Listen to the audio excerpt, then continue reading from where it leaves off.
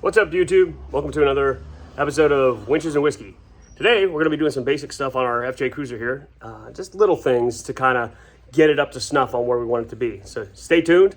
If you like what you see, hit like and subscribe. Help support the channel. And let's get to it.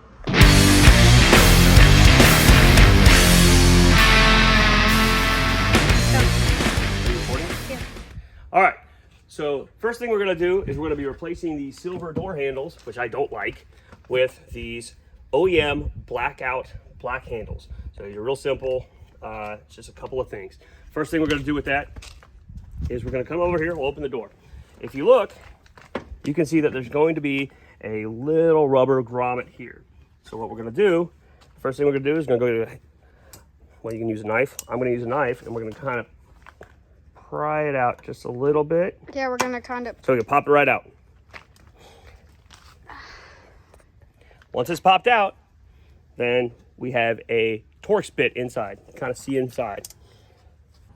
So we're going to take this T27 Torx bit, and we're going to get up in here, and we're going to loosen this up. We've already started loosening it a little bit, so we're just going to continue to loosen it until we have enough to be able to pull the housing off the outside. And you kind of see it's starting to get loose right here. Yeah.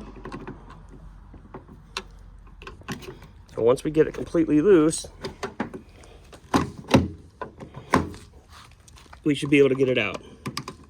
All right, so now that we've got it out, you can kind of see that the locking mechanism is still attached to the plastic frame. So what we're going to do is take our screwdriver here, and we're just going to get in there, just kind of pop it out. And then the whole assembly just pops right out like that. So now we've got the empty assembly. Stop. All right, now that we've got that off, this just literally just should just pop out. Just like that. Kind of give it a little bit, kind of see where this kind of goes up and in, and it snaps in, and that's how that goes. So let's get the new one in. All right, just like the last time, we're gonna take this and do the complete reverse of what we did last time. So we're gonna slide it in, and it should slide in and click in place. Now we got it where we need to. Okay, so just like before, just kind of snaps in. And you might have to manhandle it just a little bit, but it will go, just like that. Now let's get it in. Same as before, you're just gonna take it, and it's gonna snap in. Now what that's doing is that Torx bolt that's inside the hole here is connecting with the frame assembly. So once we start tightening this down, it's gonna lock down your lock. Let's go ahead and get it tight.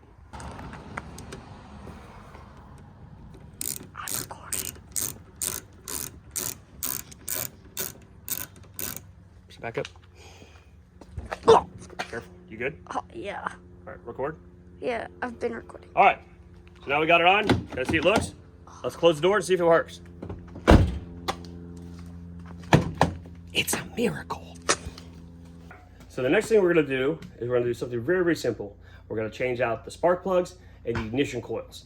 Being it's got over 130,000 miles, it's a new car to me. I'd rather just have a fresh start. So we've got our fresh NGK spark plugs, and we're going to use some brand new Denso coil, ignition coils.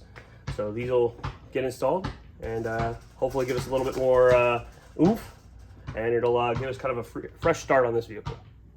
All right, first thing we're going to do is we're going to take off this engine cover. It kind of interferes with what we need to get to, so it's just really easy just to take it off. And that's going to be a 10mm bolt, and we're just going to take these two bolts off so we can get to the engine a little bit easier.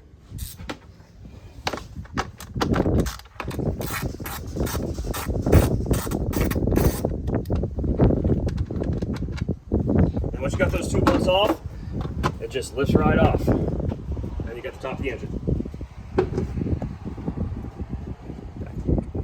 All right, so now we're going to remove our engine air filter. And this is very simple. It's just these two clips here, pull them up, and then it'll just pull away. And you can just kind of set it off to the side. And as you see here, here are our ignition packs. So it's going to be 10mm bolts, and then we're going to remove these harnesses. So it's that simple. Let's get after it.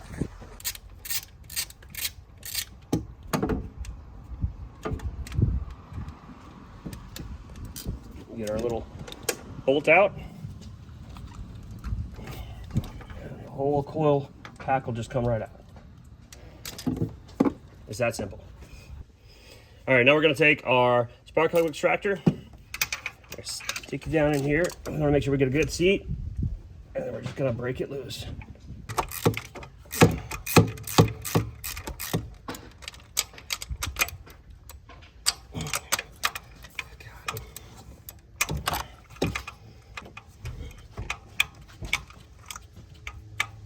And you'll start to feel it when it's free.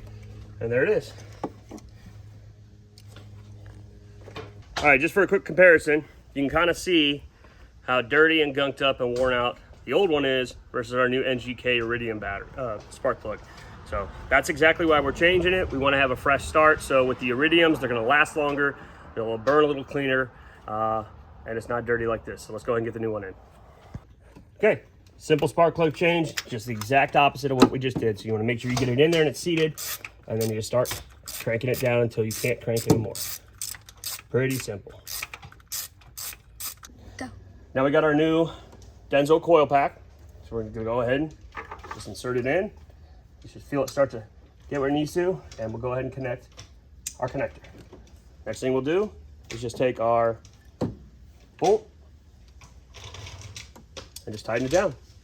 Once again, we pulled off the next cylinder, and you can kind of see how that is. So you want to make sure you're regularly changing your spark plugs, just for the engine performance, because this is not as good as this. And here's the passenger side, all done. We got the new ignition coil packs in, we got the new spark plugs in, and we reconnected everything.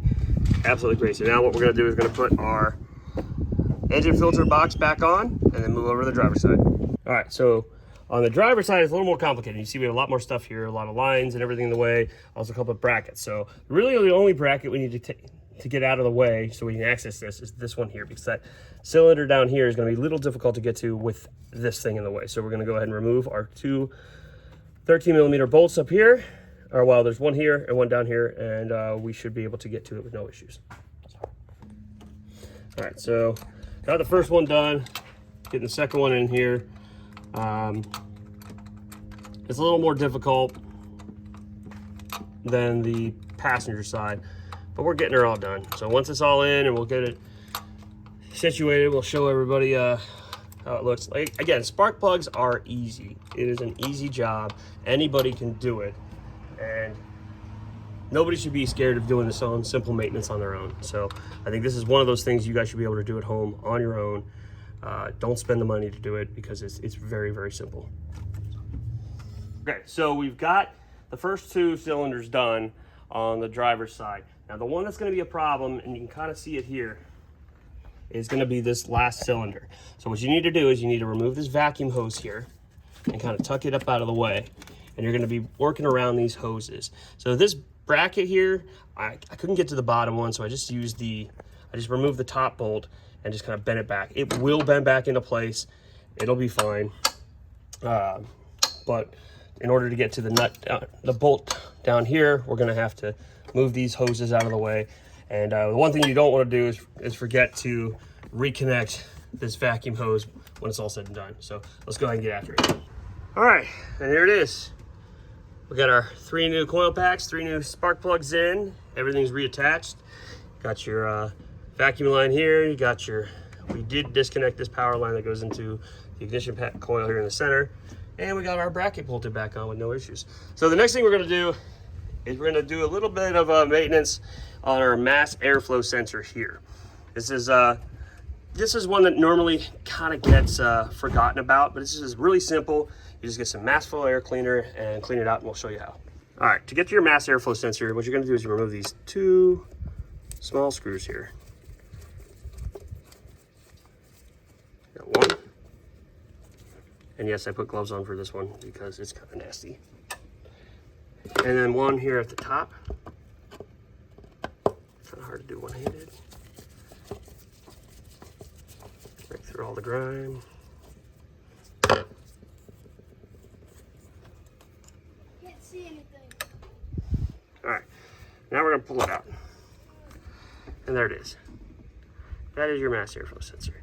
So what you're gonna do is this little bulb right there. You're gonna hit it with some mass airflow sensor cleaner. And we're gonna kind of clean it up just a little bit. Go that way. So, get on it. Done. Okay, you can back up a little bit. All right, so we're just gonna clean all this grime off, just off the surface. We don't want to get in there and mess it up. Kind of get around here too. And then we're gonna take our mass airflow cleaner here. Can do that. And we're just gonna give it a couple of quick squirts.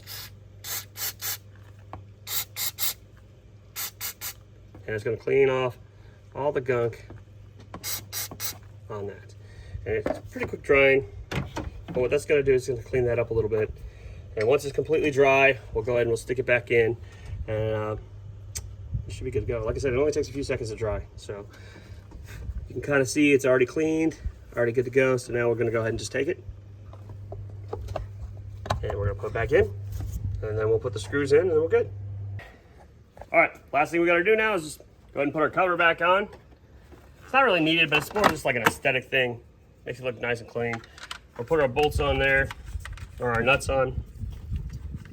And then we got one more thing to do. And and we'll be done with our little job today. So. All right, the last thing we're gonna do today, we're gonna do something about this carpet floor mats. Anybody that's been off-roading knows that carpet doesn't bode well for mud. And there's a lot of mud in what we do. So we're gonna say goodbye to these. And we're going to go with these really awesome Darth Vader mats. Are they built specifically for this car? No. Is it built specifically for the Star Wars fan and everyone? Yes. Am I gonna rock the hell out of them? Absolutely. So we've got those, and then taken from Guapo, we've got our stock rubber mats here from the old FJ, which they link up with each car. It's the exact same car, so it's perfect. So now, when we get mud everywhere, all we gotta do is just pull them out, hose them off, throw them back in. So we got some basic stuff done today. Little things, spark plugs, ignition coil packs. We cleaned the mass airflow sensor, got the new door handles on, which for me is a big thing because I really don't like the silver. If you saw the pictures of my old FJ, I had a lot of the parts blacked out just because I think it looks really good, especially with the yellow. Now, will I paint the roof? Hell no. That is a heritage thing, so anybody that knows FJ Cruisers knows it's inspired by the FJ40 of the 60s and 70s.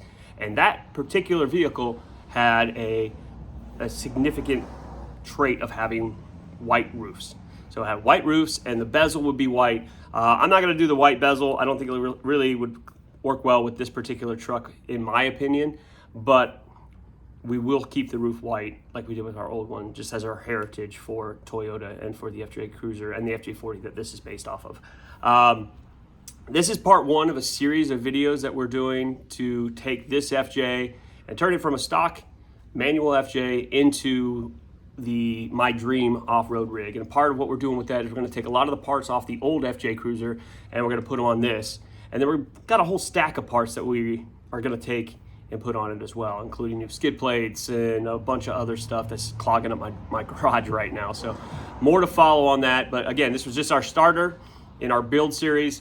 And I'm really excited about it. I'm really happy that you guys are tuning in and watching. Hopefully we can continue to get a lot of support from all of you guys out there in the interwebs. And we can move forward with a lot of our projects and a lot of our fun adventures and share them with you guys. Now that we got the work all done, we can kind of enjoy a little bit of relaxation. And we wouldn't be winches and whiskey without a little bit of whiskey. Today, we're gonna be sipping on some New Riff 8-year aged bourbon. This is a really, really good bourbon from New Riff Distillery in Newport, Kentucky. It has a mash bill of 65% corn, 30% rye, and 5% malted barley. So it gives it kind of a sweeter kind of consistency than most bourbons, but it's very delicious. The 8-year age statement is phenomenal. I've had several bottles of these. Neither one of them is disappointed. New Riff in general is always a good go-to. Their single barrels are phenomenal. The ryes are great. I can't say enough about them. So this one comes out at about 100 proof, and it's smooth.